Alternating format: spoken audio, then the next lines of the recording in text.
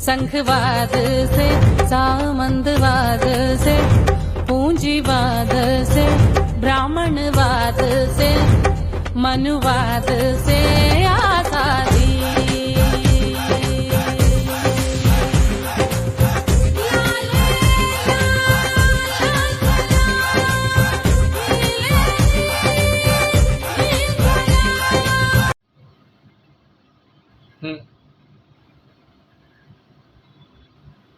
क्या मनु ने ही जाति प्रथा को जन्म दिया है?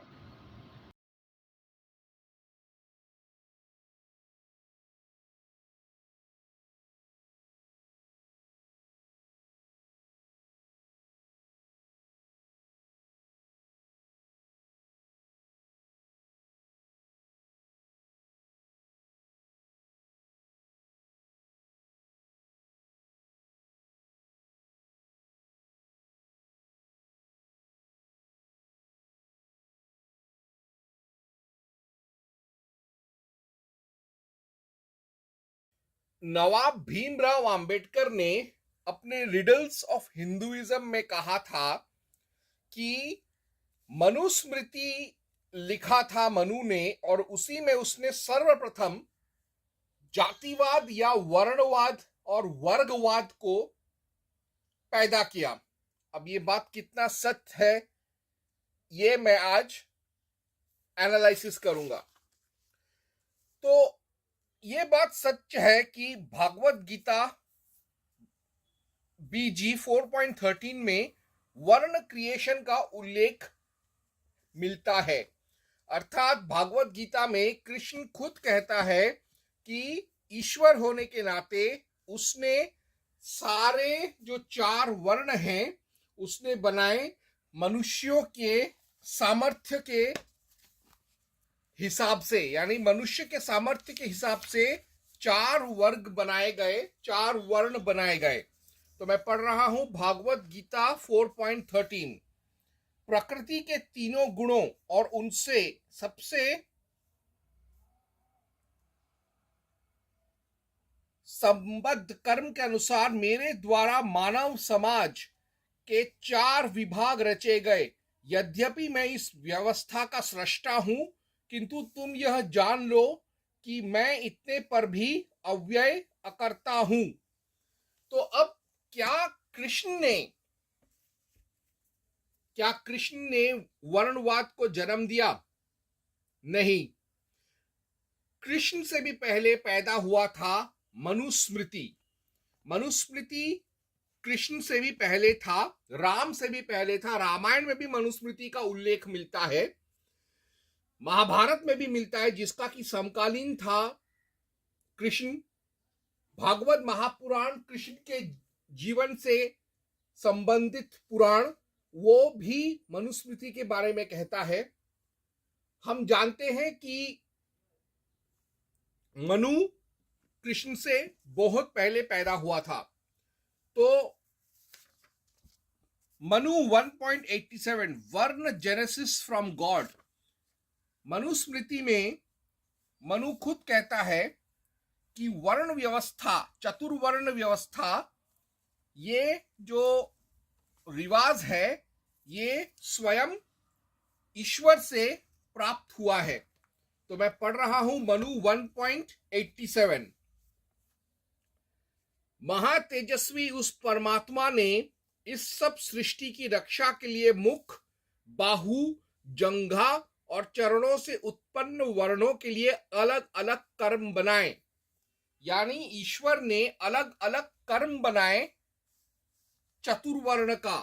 ये मनु का विचार है, लेकिन उसमें वो कहीं भी ये नहीं कहता है कि मैं चतुर्वर्ण को जन्म दे रहा हूं, या वो ये नहीं कहता है कि चारों वर्णों को ईश्वर ने जन्म दिया है। वो ये कहता है कि चारों वर्णों के गुण और कर्मों को ईश्वर ने संजोया या जन्म दिया, सृष्टि किया। अब मनु जो है उसका उल्लेख तैत्तिरीय संहिता कृष्ण यजुर्वेद में मिलता है, जो मनु के न्याय शास्त्र का हवाला देता है। अब हम जानते हैं वैज्ञानिक तौर पर कि वेदों का संरचना 10,000 बिफोर क्राइस्ट हुआ था, 10,000 साल ईसा पूर्व। यानी वेद में यदि मनु का जिक्र मिलता है तो वो भी 10,000 बिफोर क्राइस्ट, 10,000 साल ईसा पूर्व ही लिखा गया होगा, वैज्ञानिक तौर पर बात करें तो। वेद और मनु समकालीन थे, वेदों में भी मनु का जिक्र है और मनु ने भी वेदों का जिक्र किया है। तो मनु से भी पहले ऋग्वेद के कुछ एक सृष्टाओं ने जाति व्यवस्था का जिक्र किया है, जो मैं अभी आगे पढ़ूंगा।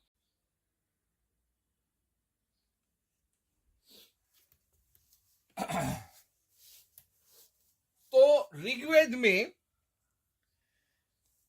और अथर्ववेद में एक बहुत विचित्र बात है, दोनों में ही पुरुष सूक्त का जिक्र है, उल्लेख है, और इस पुरुष सूक्त में ही चातुर्वर्ण सृष्टि का उल्लेख मिलता है।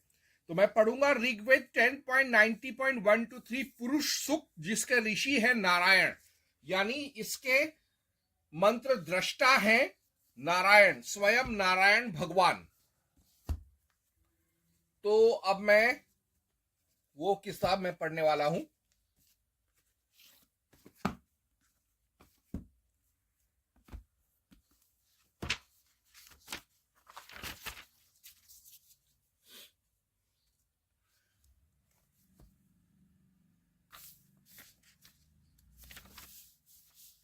तो मैं पढ़ रहा हूं।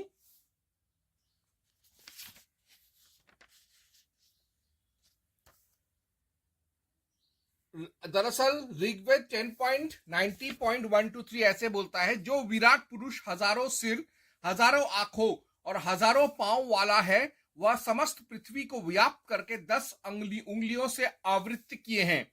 भूत और भविष्य काल सब विराट पुरुष रूप ही है। सभी प्राणी इसके एक चरण में तथा दिव्यालोक 3 चरणों में स्थित हैं।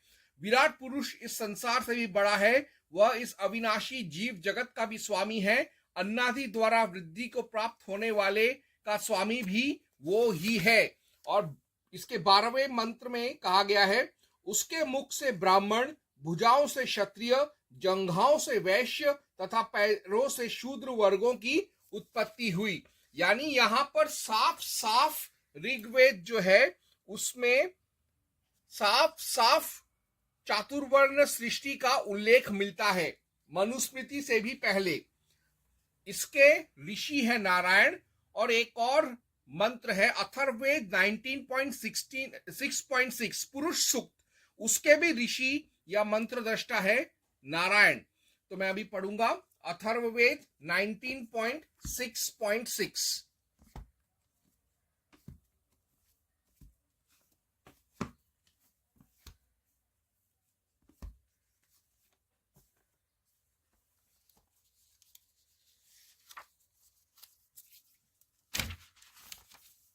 अथर्ववेद 19.6.6 उसके मुख से विद्वान ब्राह्मण प्रकट हुए, भुजाओं से क्षत्रिय उत्पन्न हुए, शूद्र उसके पैर पांव से तथा वैश्य की उत्पत्ति उसके मध्य भाग से हुई।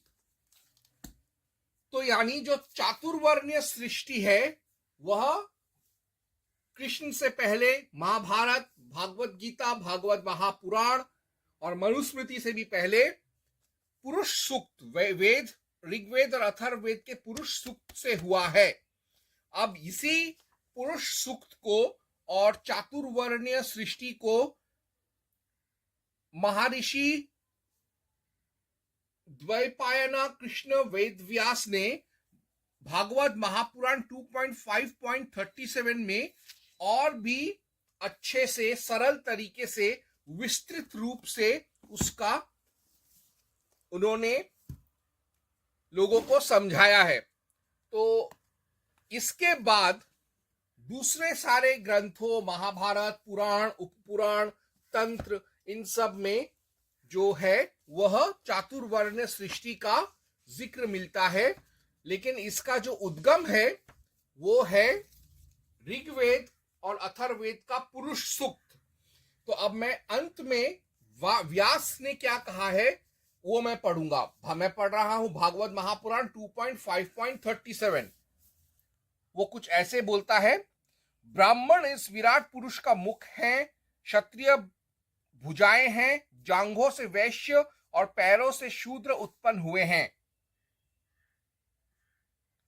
तो इसी से पता चलता है कि जो वर्ण है, वर्णवाद है, वर्गवाद है, या भारत में जो जातियां हैं, उसके प्रवर्तक मनु नहीं, स्वयंभू मनु आचार्य महाराज नहीं, वह स्वयं निर्गुण ईश्वर या पुरुष, परम पुरुष जो है वही है। तो यह एक दिव्य व्यवस्था है, और इसमें जो लोग कहते हैं बुराइयां हैं, आज तकरीबन 1 साल से मैं ये एक हैशटैग चला रहा हूं, एक जाति एक धर्म, हिंदू जाति हिंदू धर्म। उसके अंतर्गत मैंने साबित कर रहा हूं कि चातुर्वर्ण्य मानवता के खिलाफ नहीं है, उल्टा यह देश, समाज और धर्म के अनुरूप है, इनके भलाई के लिए ही है। और मैंने आज भी ये एक और चीज साबित कर दिया कि मनु ने वर्ण व्यवस्था को जन्म नहीं दिया।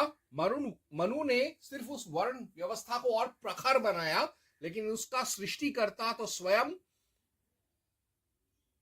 इस जगत के सृष्टिकर्ता है। ओम हं हनुमते नमः।